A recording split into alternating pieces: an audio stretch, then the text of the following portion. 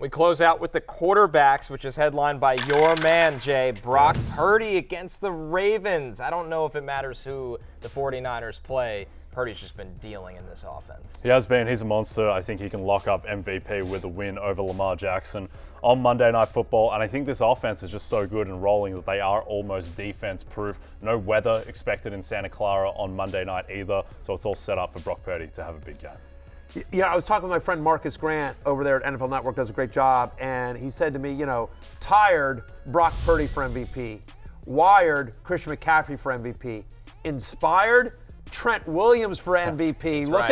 Look at what they did over the 3 games that Trent Williams missed versus. Listen, Trent Williams affects the spread as much as Christian McCaffrey does, and Purdy's significantly more than both. Fair enough as well. Purdy's a top 4 quarterback play for me as well since week 7. He's averaging 10.9 yards per attempt.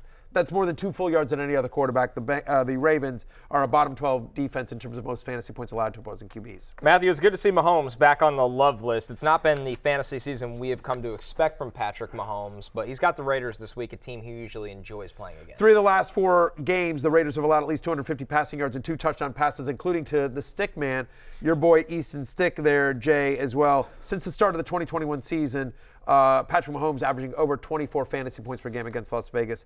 I am his QB5 this week. Jay, Justin Fields has Arizona. We talked about how bad that secondary is, but Fields rushing obviously is a nice little bonus in this one too. Yeah, it's the rushing. It's the fact that the Cardinals have a bottom 2 pass defense over the past couple of months. Fields should go off. These are the types of teams that he eviscerates. Matthew, the one you brought up earlier about Calvin Ridley, Trevor Lawrence, if he can clear, he makes the love list and comes in as QB8. Yeah, I mean, look, over the last 4 weeks, over teams that face Tampa Bay are averaging 36 pass attempts per game. That's tied for the 5th most tied for 5th most in the NFL. And 4 of the last 5 quarterbacks to face the Buccaneers have thrown for at least 250 yards. The only one who did not is Bryce Young. Baker's playing at a high level, so I do think this is kind of a shootout between the 2 of them. I do like Lawrence if he's off the concussion protocol against a pass funnel defense of the Bucs.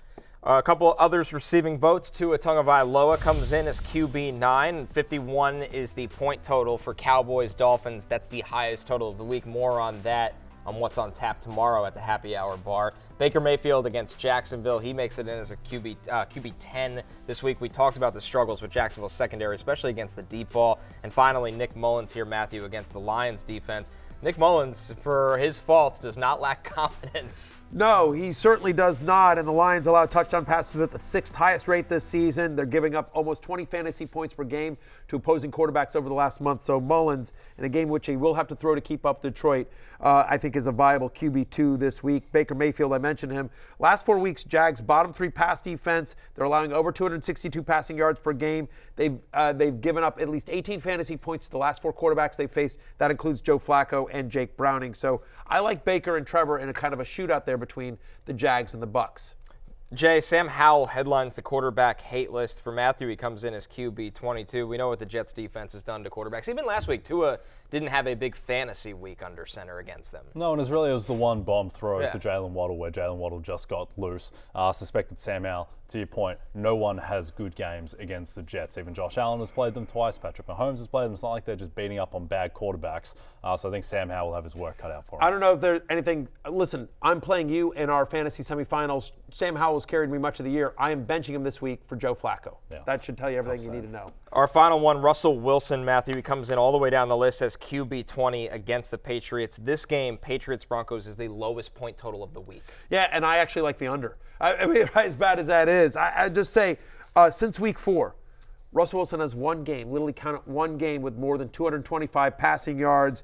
Over that stretch, he's 21st in pass attempts as well. And since week 10, the New England Patriots allowed just 12 fantasy points per game to quarterbacks.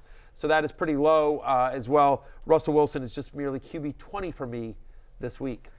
Hey, it's Matthew Berry from NBCSports.com and RotorWorld.com. And I want to thank you so much for watching whatever it is you just watched. Or if nothing else, being too lazy to click out of the autoplay after this video started, after whatever it is you actually wanted to watch finished. But now that you're here, I'd like to take a moment here to ask you respectfully now, okay? I'm asking you respectfully to subscribe to the NFL on NBC YouTube channel. You'll get the latest Roto-World fantasy news headlines, all sorts of great shows, including my own Fantasy Football Happy Hour. So go subscribe now. Again, I'm asking respectfully.